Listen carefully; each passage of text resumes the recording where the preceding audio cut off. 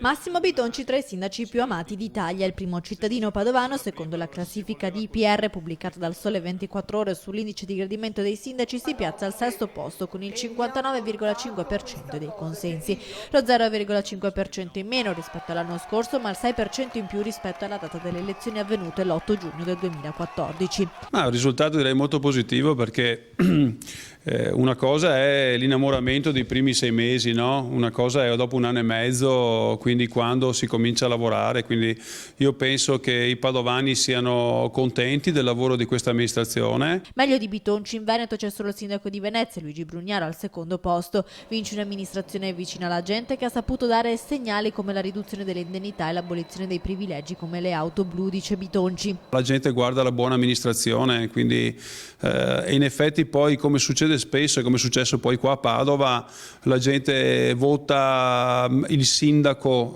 non vota il partito, e penso che sia la scelta poi positiva. Il sindaco padovano, che punta tutto sulla sicurezza, proprio nelle scorse ore ha confermato un incontro avvenuto con gli esponenti del centro sociale Pedro per stabilire delle regole sull'utilizzo della struttura occupata. Una proposta simile a quella che fece Cacciari con il Rivolta di Mestre, ovvero il pagamento di un canone fisso annuo più le utenze. Non si sa ancora se questo possa avvenire con la struttura occupata in via Ticino, all'Arcella o con un altro spazio, ma di fatto la discussione con il centro sociale c'è stata. Se il sindaco tiene un dialogo, non vuol dire che il sindaco non abbia il pugno fermo o non sia rigido su alcuni tipi di politiche, e penso che da un anno a questa parte, un anno e mezzo, si è visto che in città non ci sono più state certi tipi di manifestazioni, e penso che anche questi movimenti abbiano capito che è più importante anche rappresentare le proprie idee politiche ma senza creare problemi e disagi alla città.